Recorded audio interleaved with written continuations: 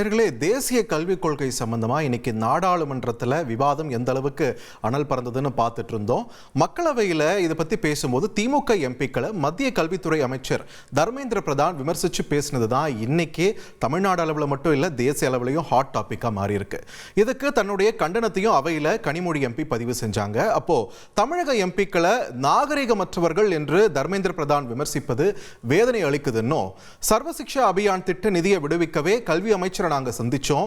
அப்போ சில பிரச்சனைகள் இருக்கிறதால புதிய தேசிய கல்விக் கொள்கையை முழுமையா எங்களால ஏற்க முடியாதுன்னு நாங்க தெளிவா சொல்லிட்டோம் அப்படின்னு கனிமொழி எம்பி விளக்கம் கொடுத்து பேசினாங்க.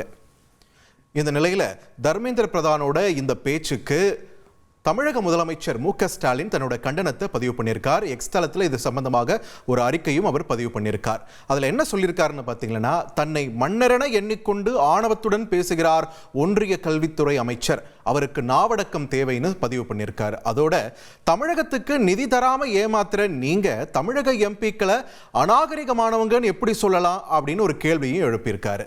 தேசிய கல்விக் கொள்கை மற்றும் மும்மொழி கொள்கையை தமிழ்நாடு அரசு திருத்தி அனுப்பிய அந்த புரிந்துணர்வு ஒப்பந்தம் முற்றிலுமா நிராகரித்து விட்டதுன்னு எங்களுக்கு கடிதம் எழுதியதும் நீங்க தானே.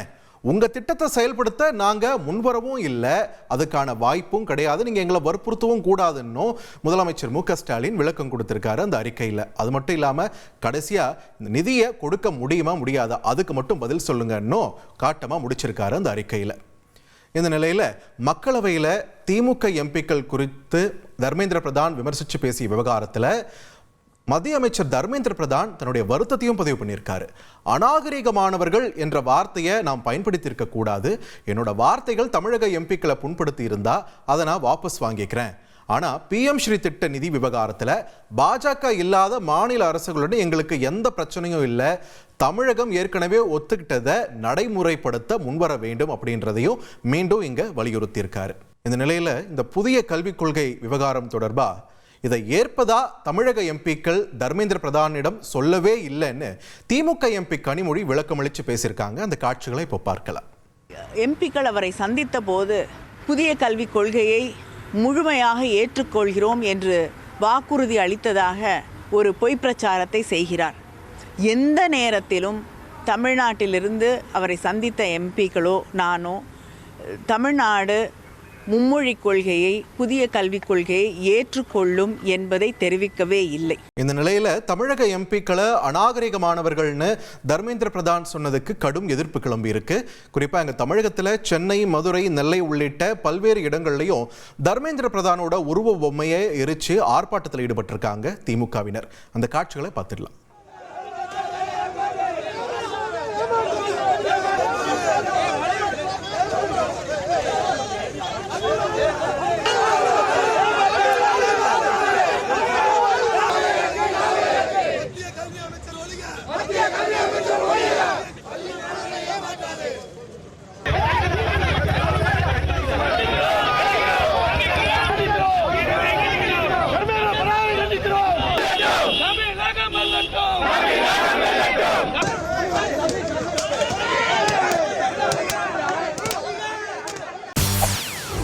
செய்திகளை உடனுக்குடன் தெரிந்து கொள்ள உடனே சப்ஸ்கிரைப் பண்ணுங்க.